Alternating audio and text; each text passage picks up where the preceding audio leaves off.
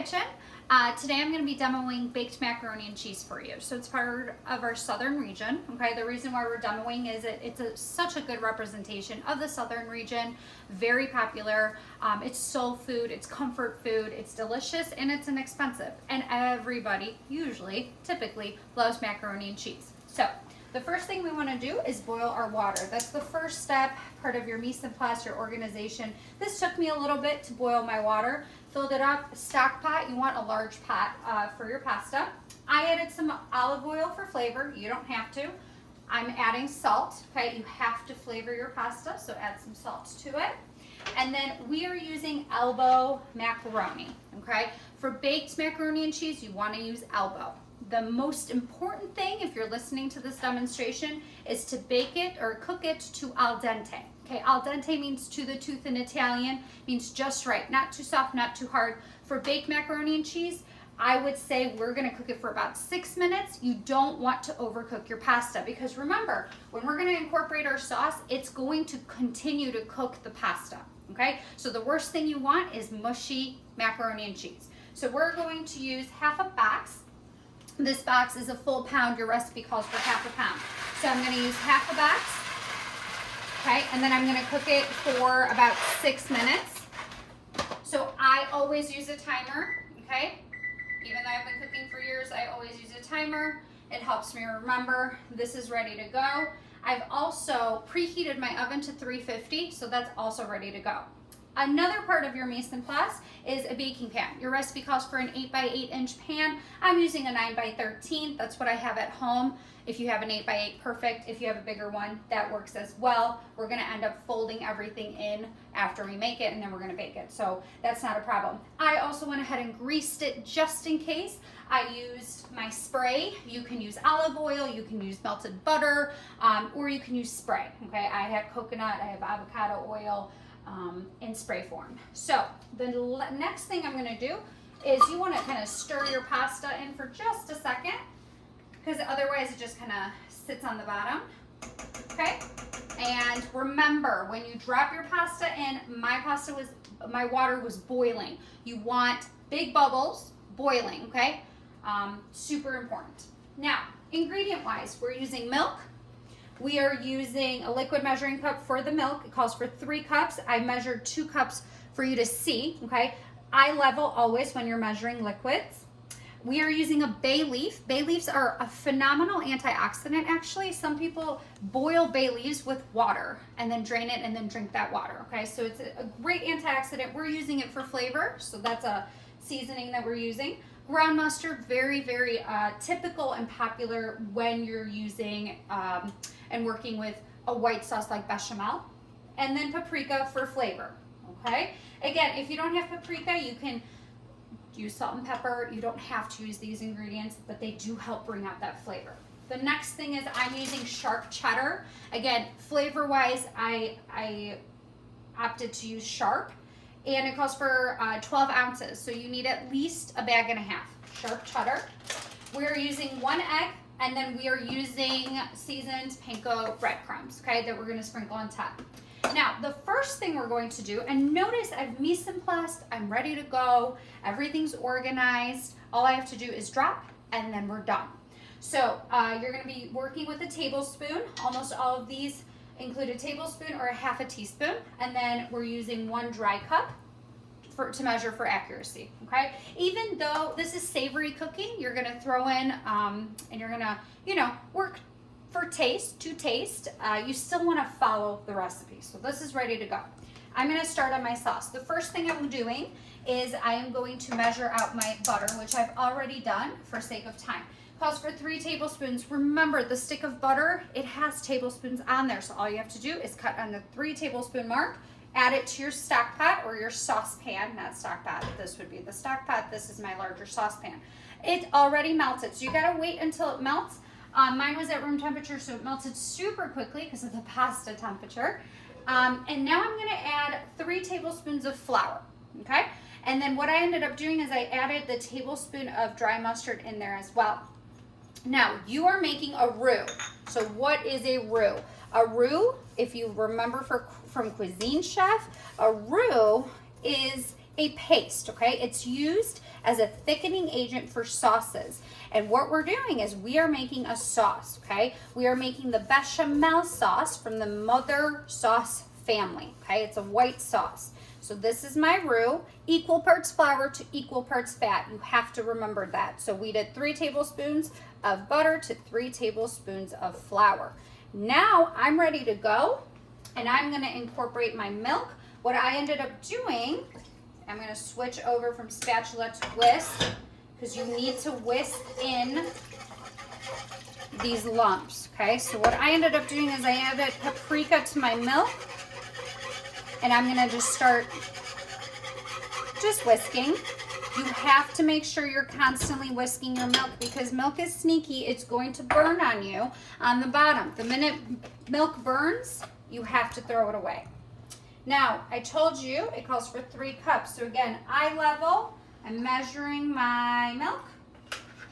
I measured already 2 cups, so I need 1 more cup. There it is.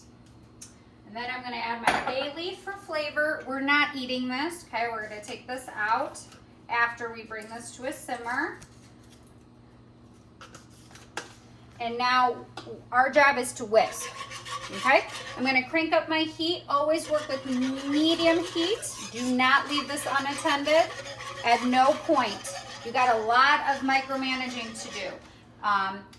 We're gonna drain this in a second. Okay, we gotta make our breadcrumbs. So I'm whisking, to incorporate that roux into my sauce, but also I need to make sure that my milk does not burn on me, okay? So in a second, I'm going to teach you what tempering means. So I'm gonna give this about a little bit of time. Your recipe calls for 10 minutes.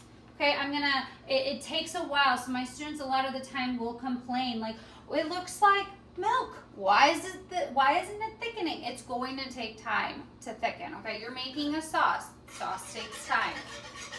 What I'm gonna do now is add some salt, and I'm gonna add pepper. Now, here's the thing. You can use a tester. When this starts looking like an actual sauce, use a tester spoon, okay? Do not double dip, because you're making this for others. Use a tester, and then if it needs more salt, add more salt. If it needs more pepper, add more pepper. You can always add, you cannot remove, okay? So gradually always add. The worst thing is either your food being over salty or under salt, okay? So we're gonna let this cook. I'm gonna whisk it in just a second. I will taste it in a little bit just to see if I need to incorporate more salt. And then my noodles are done, okay? I told you al dente is about 7 to 8 minutes, but we're baking it. I don't want it too mushy. So I am going to now take my pasta water. My colander's ready to go for me. Not a calendar, calendar. I'm gonna catch everything. Now, a lot of people end up using cold water and rinsing it. We don't need to. We're baking this. I don't need my pasta cold. For pasta salad, you would want to do that. But I don't want to rinse out all the nutrients, okay? So all I'm going to do is transfer this, and this is ready to go for me, okay? I did incorporate that olive oil, so that should help with them not sticking together so much. So now this sauce is going to take some time, like I said. Lumps are starting to form because of the roux, so you constantly have to whisk. And the minute I bring this to more of a boil, I'm going to show you what tempering the egg means. Okay, and that is going to be our last ingredient before we add cheese to it. Okay, so this needs to simmer in with the bay leaf. It's going to, bring out more flavor to it, and that's exactly what we're looking for when we're making this bechamel sauce. Now, for sake of time, I'm going to now demo the breadcrumbs. So 3 tablespoons, okay, of butter melted in a saucepan. So this is going to melt on me very, very quickly. Again, a lot of multitasking, so you have to make sure your ingredients are nice and fast. Okay, otherwise you're going to be running around your kitchen and your sauce is going to burn on you. And sauce is very, very delicate. So now, here's my butter. I'm going to melt it, and the ratio is 1 cup of breadcrumbs to 3 tablespoons of butter. The minute this melts, I'm going to add these breadcrumbs and I'm going to toast them in the saucepan. And then we're going to actually add that on top of our baked mac and cheese. Now, a couple helpful hints. If we were doing this for a catering event, we would have to make this ahead of time. But let's say we make this in class and the catering event is in the evening, which happens all the time. So what we're going to do is we would make our sauce, we would make our pasta, we would combine, and then we would have to cool it down, okay? So your sauce is boiling hot. We would not store it in the fridge right away, okay? Because it's time temperature sensitive, all right? It's dairy. We could not store it in our walk-in cooler because then it would change the temperature of every other ingredient. So you would have to cool it down following the proper cooling down method. So if you remember, we talked about it at the beginning of the semester. You would have to cool it down within 6 hours per food code. Remember, we have 2 hours to drop it down to 70 degrees. And we would use the method of separating it, okay, into smaller containers. And we would use an ice bath for it to cool it down.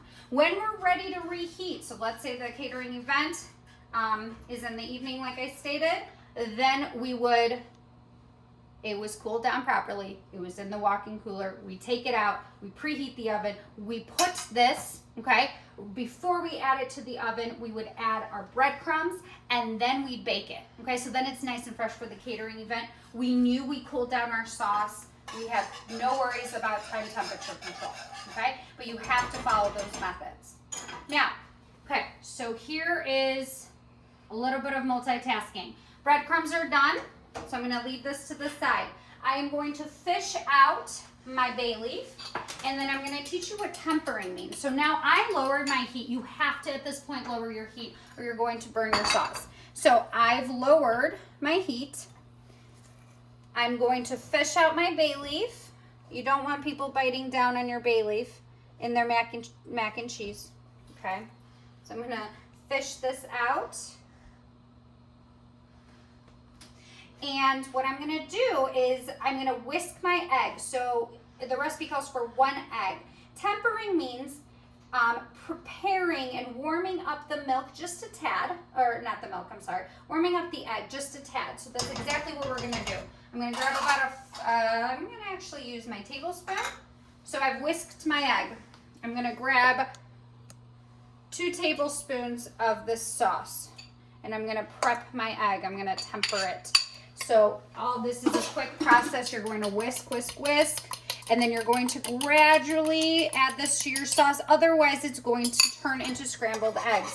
So you've made custard before. You do not want this to turn into the same process, okay? Like we made with the eclairs. When you've made custard in Pastry Chef, you don't want this to turn into scrambled eggs. Why do we add egg? For flavor. Okay. Look at that. That is your bechamel. I'm going to crank up my breadcrumbs just a little bit. Crank up the heat. Just going to toast it just a tad. My sauce is ready to go. Turn this off heat. So remember, it does take a little bit. It went from milk to now a beautiful sauce. All right, so now I'm going to add my cheese. I'm going to add the whole bag. I'm gonna fold it in. It's so hot that the cheese is gonna melt, so I'm not worried about that. I didn't want it even thicker, so I turned off my heat.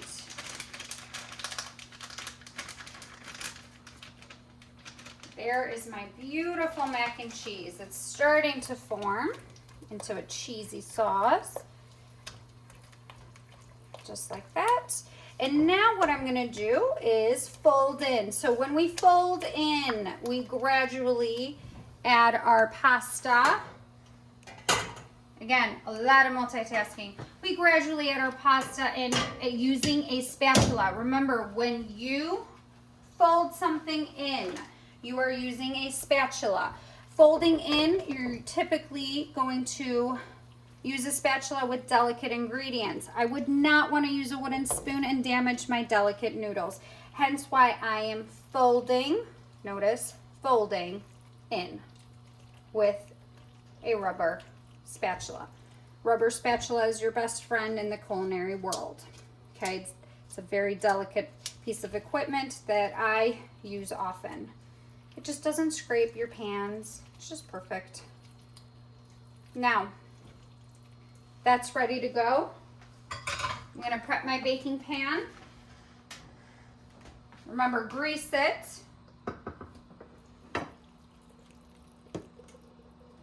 So remember how I told you the recipe calls for 8 by 8?